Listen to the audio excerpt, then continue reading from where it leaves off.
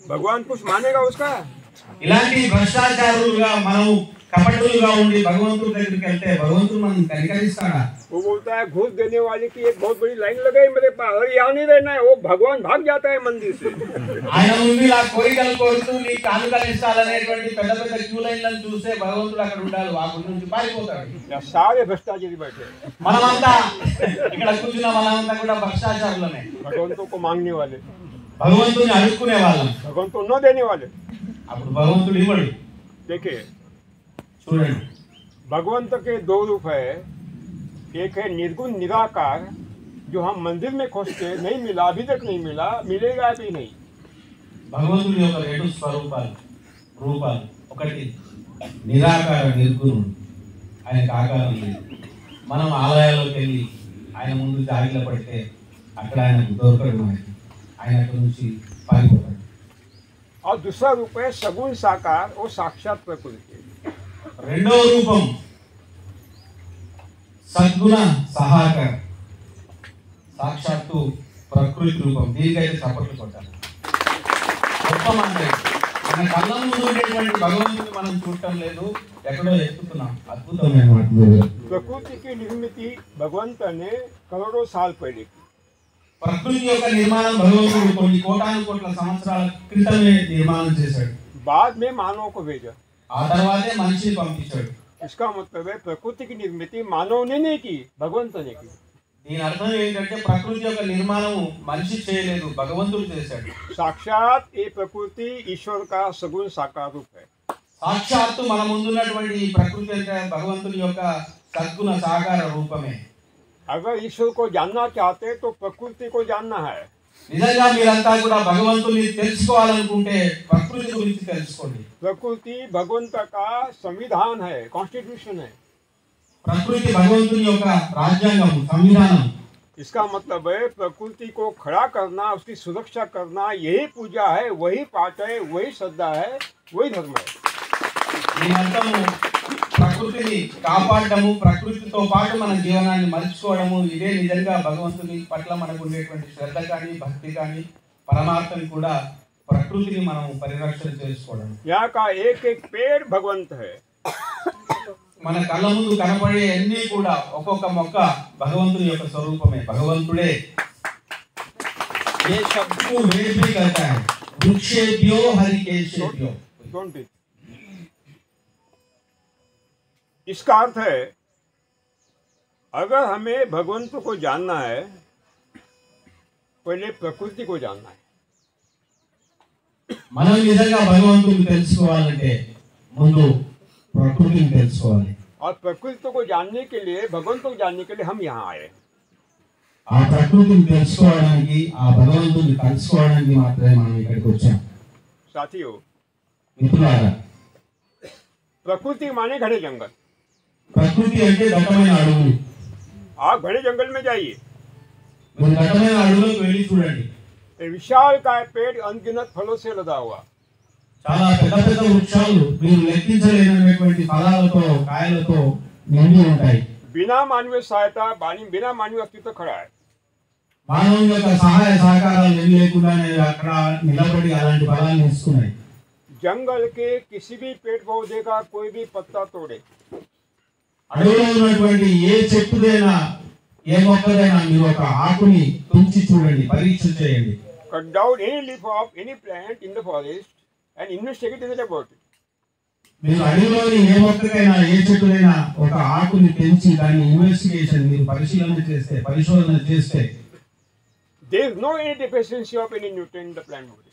ఆ ఆకులలో ఏ విధమైనటువంటి డెఫిషియన్సీ, మనకు అందులో ఉండేటువంటి తగ్గుదల ఏదైతే మామూలుగా అంటామో అది ఏది ఉండకుండా పూర్తిగా ఆరోగ్యంగా ఉంటుంది. అది माने जंगल के पेड़ पौधों में नाइट्रोजन की डेफिशिएंसी नहीं है, फॉस्फेट की नहीं, पोटेश की नहीं, कैल्शियम, मैग्नीशियम, गंधक की नहीं, किसी भी खाद्य तत्वों की कमी नहीं।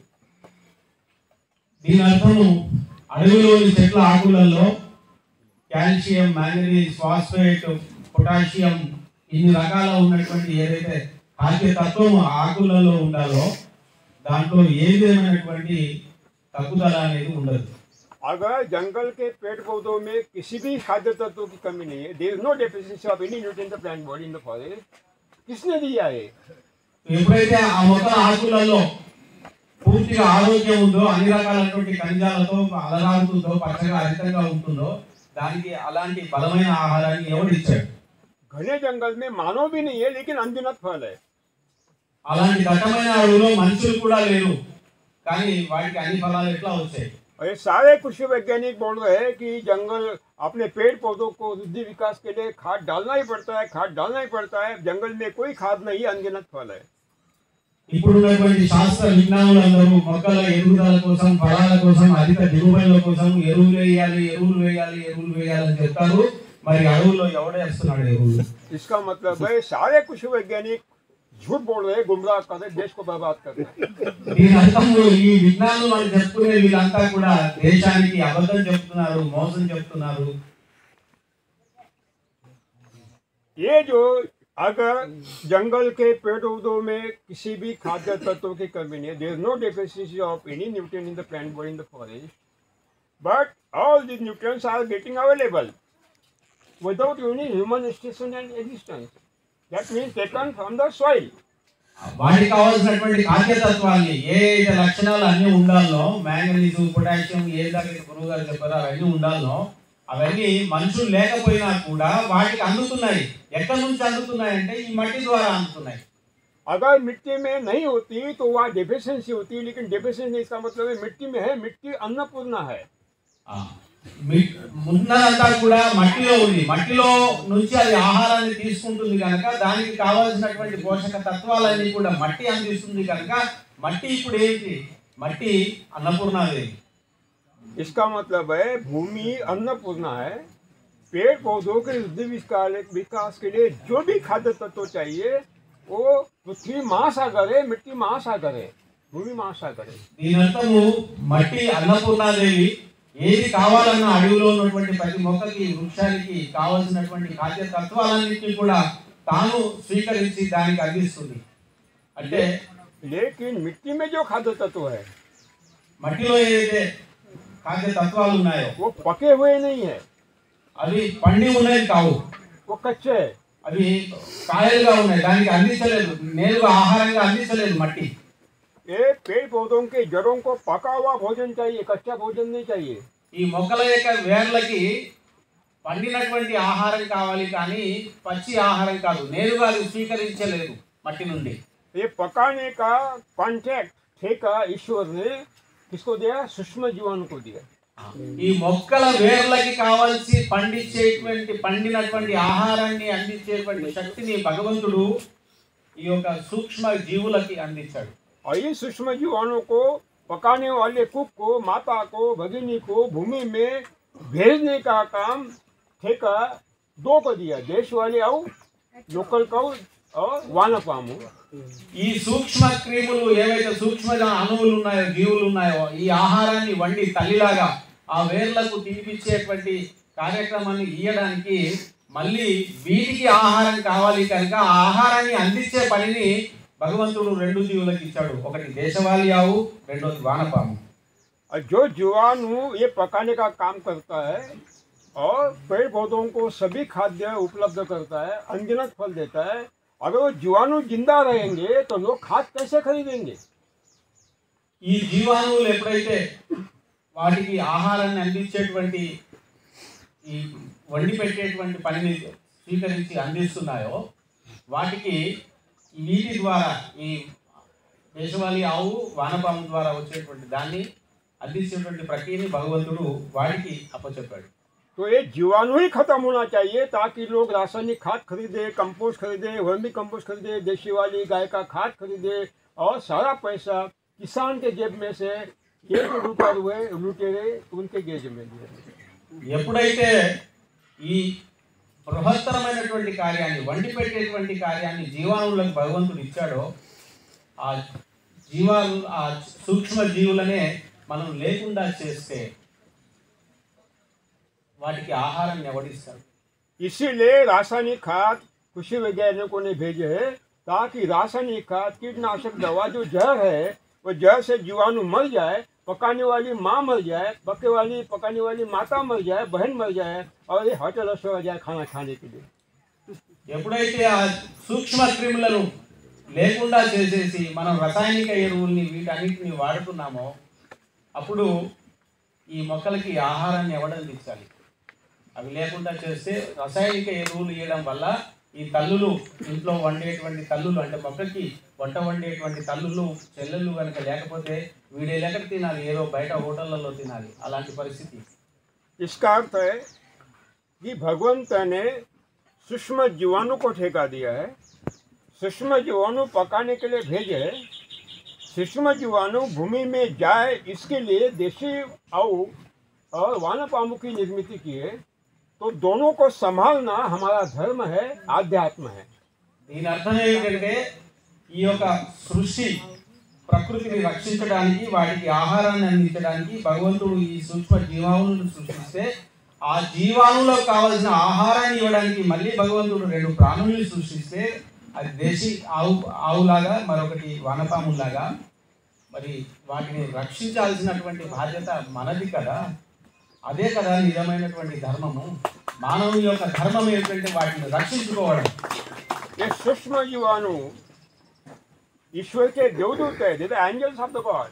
ఈ సూక్ష్మ జీవాణులు దేవుడి యొక్క దేవదూతలు, రాయబారులు. और उन सूक्ष्म जीवाणु को मारना धर्म नहीं है, अधर्म है। ఈ సూక్ష్మ జీవాణులను చంపేయడము ఇది ధర్మమా? అధర్మం కాకపోతే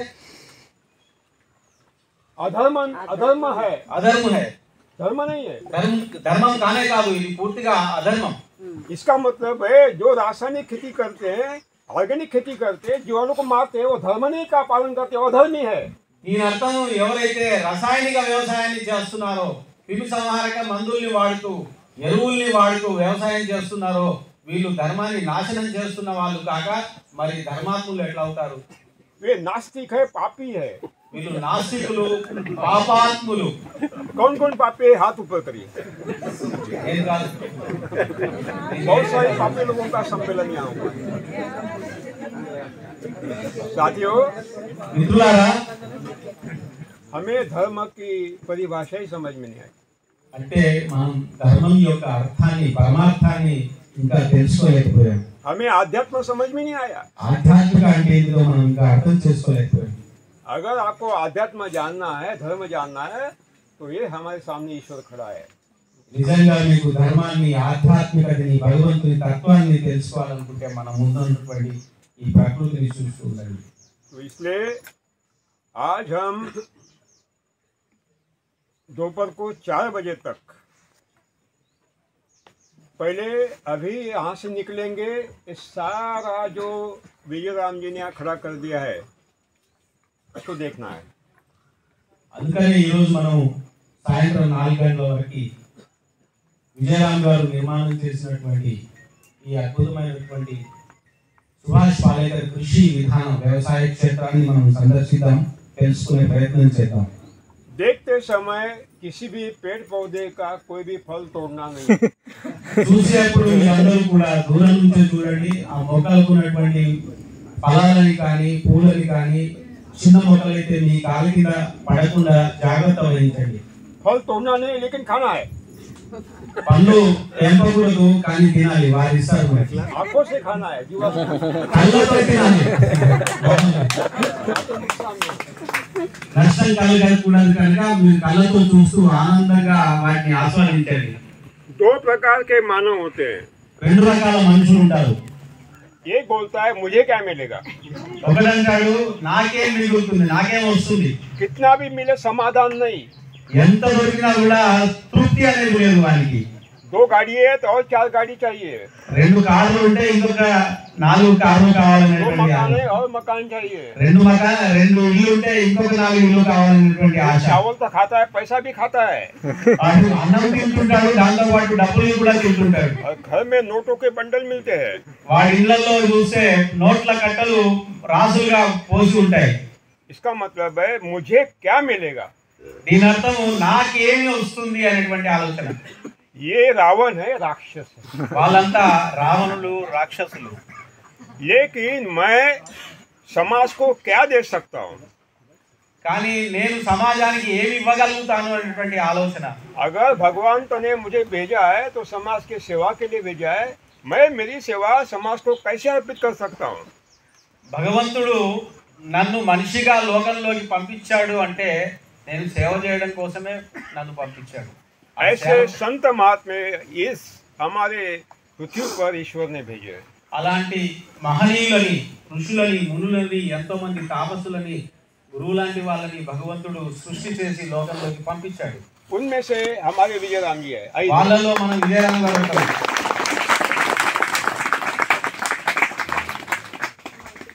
सोशल कमिटमेंट, సామాజిక నిబద్ధత, दायित्व, దానికోసం వెచ్చించేవాడు, బాధ్యతలు స్వీకరించేవాడు.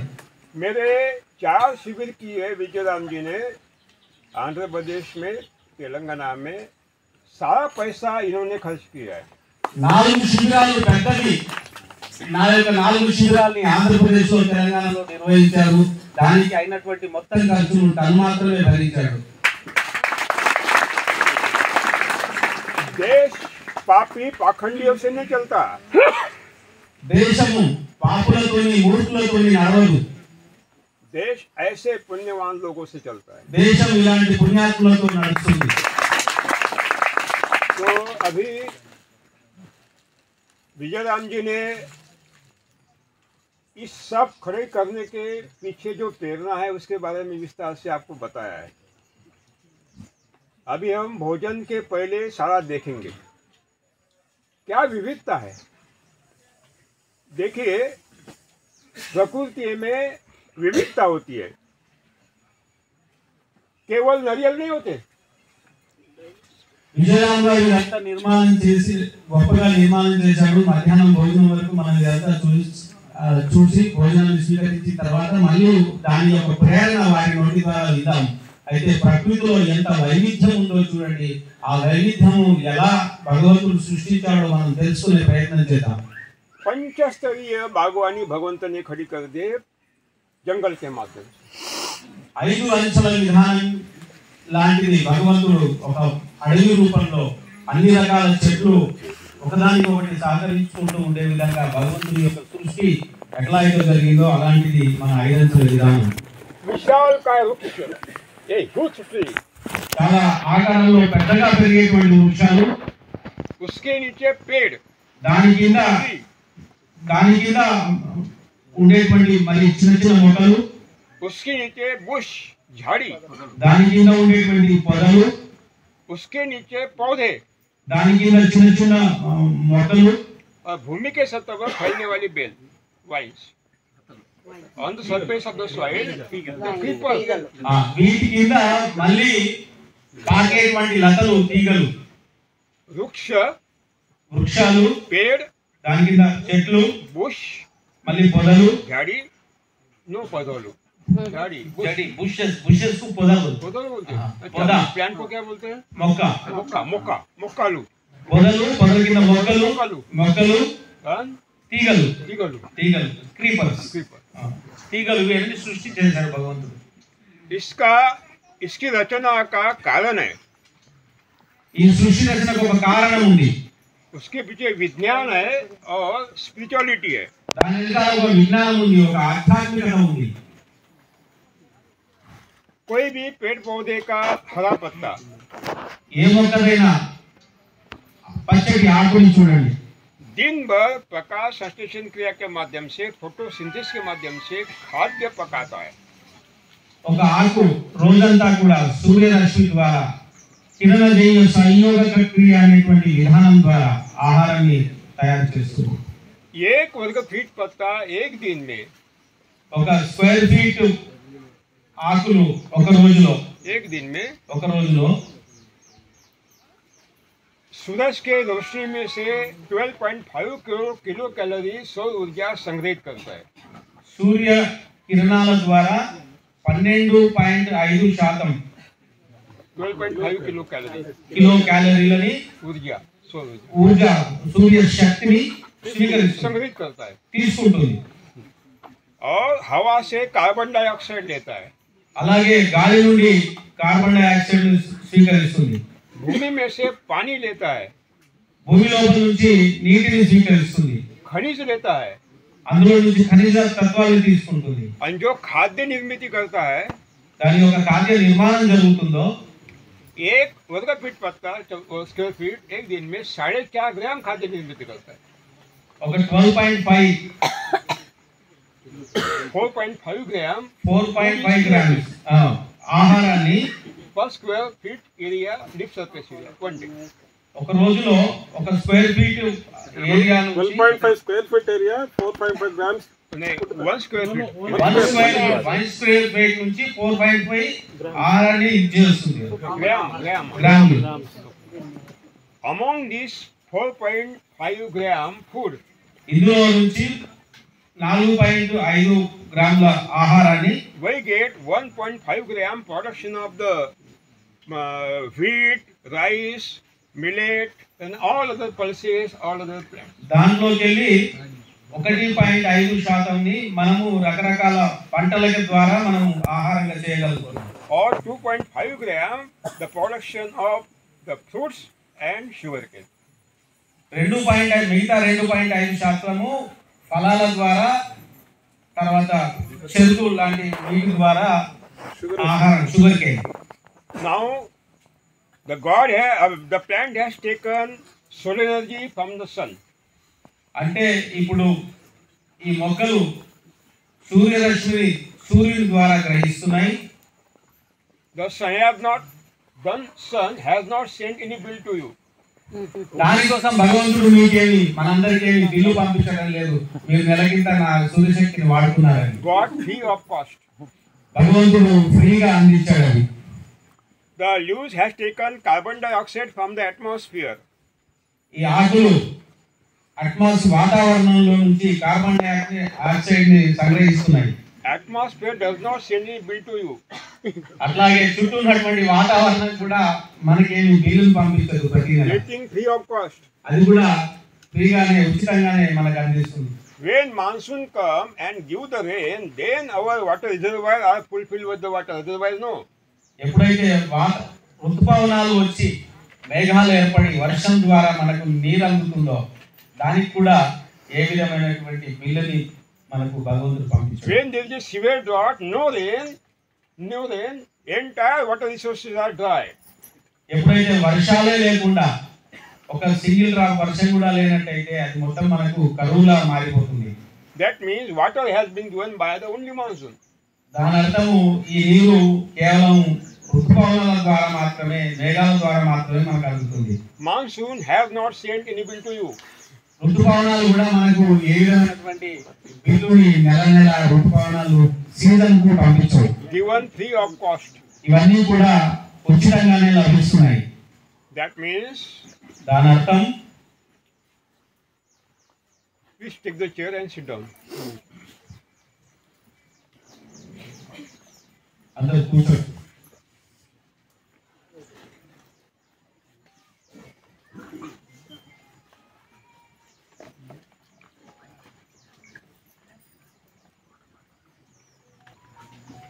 98.5% body of any plant ఏ మొక్కలైనా సరే 98.5% దాని యొక్క శరీరం is constituted by only 3 elements: carbon, water, carbon dioxide, water and solar energy.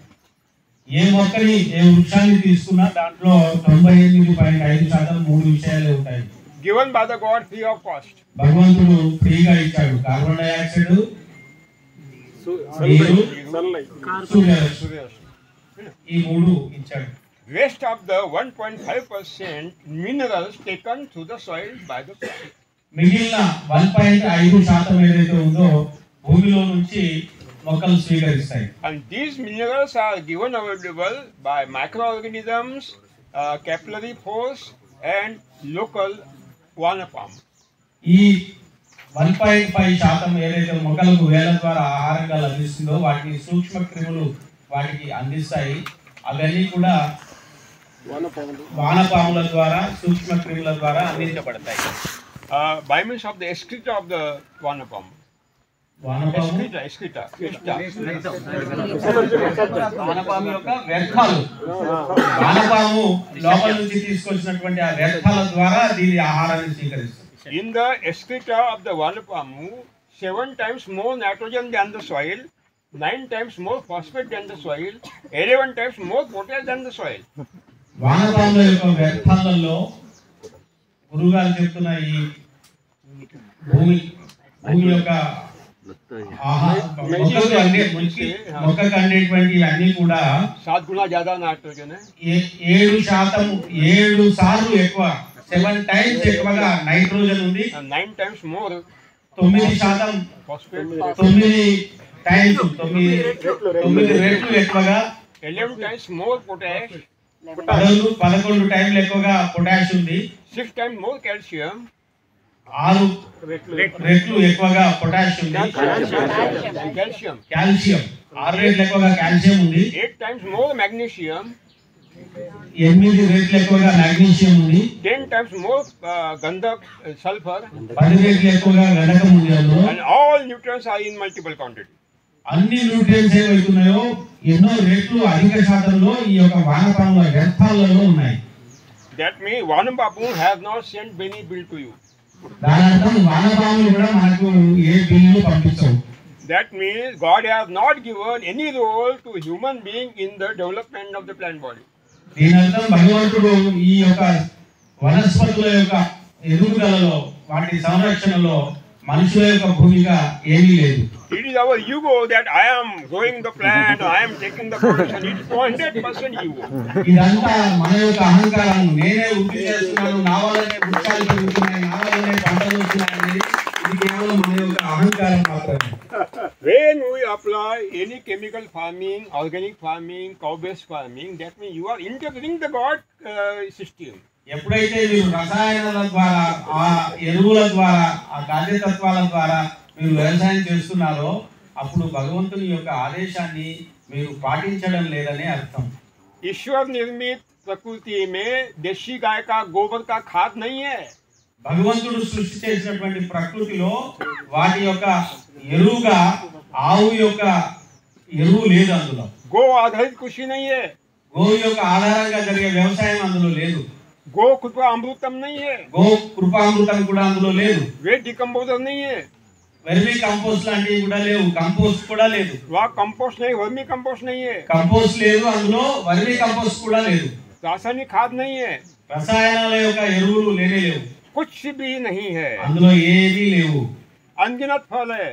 లెక్కలేనన్ని ఫలాలను ఇస్తున్నాయి. इसका मतलब है भगवंत इस पेड़ पौधों के माध्यम से हमें संदेश दे रहा है, आदेश दे रहा है. భగవంతుడు ఈ మొక్కల యొక్క, వనస్పతుల యొక్క మాధ్యమం ద్వారా మనకు ఒక సందేశాన్ని, ఒక ఆదేశాన్ని ఇస్తున్నాడు. रासायनिक खेती मत कर. రసాయనాలతో వ్యవసాయం చేయకండి అని. ये पाखंडी करता ही है. ఇదంతా మూర్ఖుల యొక్క పాఖండి అంటే ఏమంటారు? మూర్ఖులే కదా, పాపాత్ములు, వాళ్ళ యొక్క పని. ये सजू खेती यानी ऑर्गेनिक फार्मिंग, क्या बोलते हैं तेलुगु में, సేంద్రియ व्यवसाय मत कर. लेकिन ये पाखंडी सेंद्रीय व्यवसाय करता है. సేంద్రియ వ్యవసాయం చేయకండి అంటే ఈ మూర్ఖులు ఆ సేంద్రియ వ్యవసాయాన్ని చేస్తూ ఉంటారు. गो आधारित कृषि मत कर, आदेश है भगवान का, लेकिन ये करता ही है. గో ఆధారితంగా ఆ వ్యవసాయాన్ని చేయకండి అంటే దాన్నే చేస్తూ ఉంటాం. इसका मतलब है रासायनिक कृषि करने वाले, गो आधारित कृषि करने वाले और ऑर्गेनिक कृषि करने वाले 100% नास्तिक है, पाखंड है, पापी. దీని అర్థము రసాయనిక ఎరువులతో వ్యవసాయం చేసేవాళ్ళు, గో ఆధారిత వ్యవసాయం అని చెప్పేవాళ్ళు, సేంద్రియ వ్యవసాయం అని చెప్పేవాళ్ళు భగవంతుని విధానానికి విరుద్ధంగా ఉన్నారు కనుక వీళ్ళంతా మూర్ఖులు, పాపాత్ములు మాత్రమే. यहाँ बैठे हुए छोड़कर ఇక్కడ ఉన్న వాళ్ళందరినీ వదిలేసి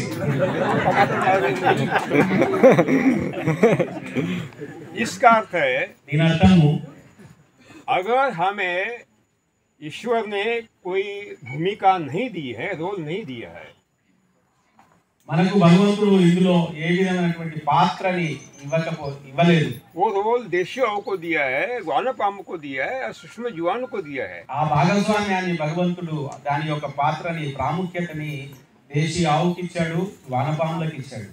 उनको मारना अधर्म है, వాటిని చంపేయడం అధర్మం, उनको कसाई खाने भेजना अधर्म है, వాటిని వ్యధశాలలకు పంపించడం, కటిక వాడి దగ్గరికి పంపించడం उनका అధర్మం. संवर्धन करना ही आध्यात्म है. దాని యొక్క దాన్ని సంరక్షించడమే, मल्टीप्लाई. వాటిని మళ్ళీ పెంచడమే, మల్టిప్లై చేయడమే వాటిని మన యొక్క ధర్మం. तो साथियों, మిత్రులారా, हमारी जो भूमिका है वो ये है మన పాత్ర అందులో వాటిని సంరక్షించడంలోనే ఉంది. कि भगवंत ने हमें कोई रोल नहीं दिया है तो हम वो निभाने का सवाल ही पैदा नहीं होता. భగవంతుడు ఇందులో మనకి ఏ పాత్ర ఇవ్వనప్పుడు దాన్ని సంరక్షించడం చేయడం అనేటువంటి దాంట్లో మన పాత్ర ఏముంది? लेकिन हम विनाश कर रहे हैं, वो विनाश को रोकना हमारा धर्म है. మనం దాన్ని వినాశనం చేస్తున్నాము, ఆ వినాశనాన్ని ఆపడమే మన యొక్క ధర్మం. और विनाश करना अधर्म है. అలా వినాశనం చేయడము అధర్మపూరితమైంది. तो अगर ये विनाश कर रहे हैं, धर्मी क्या अधर्मी है? ఇలా వినాశనం చేసే వాళ్ళంతా ధర్మాత్ముల అధర్మాత్ముల? इसलिए सुभाष पालेकर कृषि में हम कोई भी खाद नहीं डालते. అందుకనే సుభాష్ పాలేకర్ గారి కృషిలో మనం ఇలాంటి ఏ ఎరువులు వాడము. गोबर का खाद नहीं, ఎరువుల యొక్క పేడతో చేసేటువంటి ఎరువులు లేదు, कंपोस्ट नहीं, वर्मी कंपोस्ट नहीं, కంపోస్ట్ లేదు, ఇందులో వర్మీ కంపోస్ట్ కూడా లేదు, बायोडानप नहीं, पंचगव्य नहीं, బయోడానాప్ అండ్ పంచగవ్యాలు కూడా లేవు, रासायनिक खाद नहीं, రసాయన ఎరువులు లేనే లేవు. वो खलिया नहीं, ऑयल केक नहीं, మనం ఆయిల్ కేక్స్ ఏదైతే పిండి వేస్తుంటామో ఆ పిండులు వేయడం కూడా లేదు, अग्निहोत्र नहीं जलाते, అగ్నిహోత్రాలు కూడా మనము क्योंकि ईश्वर की వెలిగించాము. व्यवस्था में अग्निहोत्र नहीं है. భగవంతుని యొక్క వ్యవస్థలో ఈ అగ్నిహోత్రం కూడా లేదు. इसका मतलब है ईश्वर के विरोध में हम कुछ भी नहीं करते. దీని అర్థము భగవంతుని యొక్క విరోధంగానే ఇవన్నీ చేస్తున్నాం. हम केवल जीवाणु जो हमने मार डाले हैं वो भूमि में डालने के लिए देशी गौ माता के आव के पेड़ा से जीवामृत बनाते हैं, ये बेस्ट कल्चर वो भूमि में डालते हैं. మనం సుభాష్ పాలేకర్ గారి కృషి విధానంలో ఆ జీవాణువులను బతికించడం కోసం, వాటిని పెంపొందించడం కోసం దేశీ ఆవు యొక్క పేడని ఘన జీవామృతము, ద్రవ జీవామృతం అనే మాధ్యమం ద్వారా వాడతాం. यानी हम पाप नहीं करते. అంటే మనం పాపం చేయటం లేదు. ఇందులో ये जीवामृत घन जीवामृत खाद नहीं है, జీవామృతము, ఘన జీవామృతము ఇది ఎరువు కాదు, खाद नहीं है, वो अनंत और सूक्ष्म जीवाणु का सर्वोत्तम जामन है, culture. It best culture of microorganism. ఇది ఎరువు కాదు, కోటాను కోట్ల జీవాణువుల ఉత్పత్తి కోసం ఉపయోగించేటువంటి కల్చర్ संस्कृत विजन जामन प्रकृति. ప్రకృతి नहीं, वो दूध का दही बनाते क्या बोलते हैं? दूध का दही बनाते. దీన్ని తోడు వేయడం లాంటిదే. మనము ఒక కడవలో పెరుగు చేయాలంటే కడవ నిండా తోడు పెరుగు వేయము, ఒక చిన్న స్పూన్ వేస్తాం. అట్లాగే గురువు గారు రూపొందించినటువంటి ఈ విధానంలో మట్టికి మనం ఒక తోడును మాత్రమే అందిస్తున్నాము, ఆ సూక్ష్మ క్రిముల యొక్క ఉత్పాదన కోసం, వాటి యొక్క జీవ సంరక్షణ కోసం. देशी गाय के आव के 1 ग्राम गोबर में దేశీ ఆవు యొక్క కేవలం 1 గ్రాము పేడలో 300 करोड़ जीवाणु होते हैं. 300 करोड़ 300 కోట్ల జీవాణువులు ఉంటాయి ఒక్క దేశీ ఆవు 1 గ్రామ్ పేడలో. 1 ग्राम. 1 గ్రామ్, 1 గ్రామ్లో 300 కోట్ల సూక్ష్మ జీవాణుల ఉత్పత్తి జరుగుతుంది. और वही हमें भूमि में डालना है. అదే మనం భూమిలో వేస్తాం. इसीलिए जीवामृत घन जीवामृत. దానికోసమే జీవామృతము, ఘన జీవామృతం. इसका मतलब है ईश्वर जो चाहता है वही हम करते हैं, ईश्वर के खिलाफ कुछ नहीं करते. దీని అర్థం ఏమిటంటే భగవంతుడు ఏదైతే కోరుతున్నాడో దాన్నే మనం చేస్తున్నాము, ఆయన యొక్క విధి విధానాలకు వ్యతిరేకంగా ఏమీ చేయడం లేదు. साथियों, ఇప్పులారా, लेकिन आपकी स्थिति अर्जुन जैसी हो गई है. ఇప్పుడు మీ స్థితి ఎట్లా ఉందంటే మహాభారతంలో అర్జున్లా ఉంది. इधर कौरव की सेना है, इधर पांडव की सेना है. ఒక పక్క కౌరవుల సైన్యం ఉంది, మరొక పక్క పాండవుల సైన్యం ఉంది. और बीच में अर्जुन का रथ खड़ा है, भगवंत उसमें बैठा है. మధ్యలో అర్జున్ యొక్క రథం ఉంది, దాని మీద సారథిగా కృష్ణుడు ఉన్నాడు, భగవంతుడు और ఉన్నాడు. अर्जुन देखता है, अरे ये तो कौरव, ये मेरे ही है, ये इन्होंने मुझे खिलाया पिलाया, ये मेरी है, इनको कैसे मारूं? ఒక పట్టు ఉన్నటువంటి కౌరవులను చూస్తూ వీళ్ళంతా మా వాళ్ళే, నా బంధువులే, వాళ్ళ ద్వారానే నేను తిన్నాను పెరిగాను, వీళ్ళని నేను ఎట్లా చంపాలి, मैं नहीं मारूंगा. నేనైతే చంపలేను. भगवान तो बोलते अरे मूर्ख तू कौन हो तो मारने वाला, కృష్ణుడు అంటాడు, భగవంతుడు అంటాడు, అరే మూర్ఖుడా నువ్వెవడు వాళ్ళని చంపేవాడివి, तू शरणागत तो सरेंडर मी, నువ్వు శరణాగతుడిగా నన్ను సేవించు, जो मैं कहूंगा वही कर। నేను ఏది చెప్తున్నానో దాన్నే చెయ్యు। ये तुझे लगता है कि ये जो कौरव सेना में है भीष्म पितामह है द्रोणाचार्य, लगता है ये तेरे नहीं है, अगर तेरे होते तो तेरे साथ होते, ये तेरे साथ नहीं है। నీవు అనుకుంటున్నట్టుగా ఆ అవతలి పక్షంలో కౌరవులు ఉన్నటువంటి భీష్మ పితామహుడు కానీ కృపాచార్యులు లాంటి పెద్దలు కానీ వాళ్ళంతా నీ వాళ్ళు అనుకుంటున్నావు, వాళ్ళంతా నీ వాళ్ళు కాదు। ఒకవేళ నీ వాళ్ళే అయితే నీ దగ్గర ఉండేవాళ్ళు। ये अधर्म का साथ दे रहे, दुश्मन का साथ दे रहे, వాళ్ళంతా శత్రు సైన్యంలో ఉన్నారు, అధర్మానికి మద్దతు ఇస్తున్నటువంటి వాళ్ళంతా। इसलिए उनका मारना पूरा धर्म है। అందుకనే వాళ్ళని చంపడము, యుద్ధంలో వాళ్ళని ఓడించడం నీ యొక్క ధర్మం।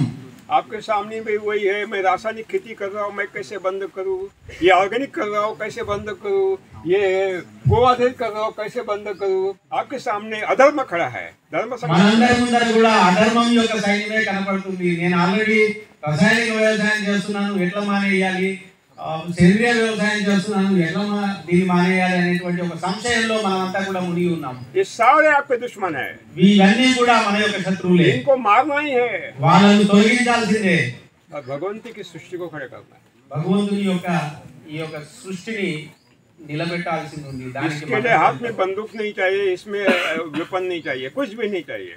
దీన్ని చేయడం కోసం మీ చేతిలో బందూకులు పిస్తోలు అవసరం లేదు, మరే యొక్క ఆయుధాలు అవసరం లేదు। केवल एक देशी आऊ चाहिए, కేవలం ఒక దేశీ ఆవు ఉంటే చాలు, बस कुछ भी नहीं चाहिए। మిగతా ఏ కృషి అవసరం లేదు। लेकिन देशी आऊ कौन सी? ఇప్పుడు ఎలాంటి దేశీ ఆవు కావాలి? जो सबसे बुरी है, ఏదైతే అన్నిటికంటే వృద్ధురాలై వయసులో ఉడిగిపోయిందో, दूध नहीं देती, बेटा नहीं देती, बच्ची नहीं देती, అది పాలనివ్వదు, అట్లాగే మళ్ళీ బిడ్డల్ని కూడా కనేటువంటి క్షమత కోల్పోయినటువంటి వృద్ధురాలైనటువంటి ఆవు, जो पैसा नहीं दे रही आपको, దాని ద్వారా మీకు డబ్బు కూడా రాదు। कसाई खाने भेज रहे, అప్పుడు దాన్ని మనము కటికవానికి అమ్మాలని చూస్తాం, పంపడానికి చూస్తాం। वही 100% हमारे लिए अच्छी है। అలాంటి ఆవు మాత్రమే 100% మన వ్యవసాయానికి మంచిది। चाहे कसाई खाने वाली गाय जाने वाली, इसको रोको, दाम कितना भी दो, लेकिन उसको बचाओ, वह हमारी खेती के लिए वही अच्छी है। కసాయి వ్యర్థశాలలకు వెళ్ళబడుతున్నటువంటి ఇలాంటి ఆవులన్నింటినీ మీరు ఆపండి, ఆపి మీ క్షేత్రానికి తీసుకోండి, దాని ద్వారా వచ్చేటువంటి కార్యం ఏదైతే ఉందో అదే మనకు మంచిది। गौ माता की जय। ये 20 लीटर दूध देने वाली, 25 लीटर दूध देने वाली गाय हमारे लिए अच्छी नहीं है।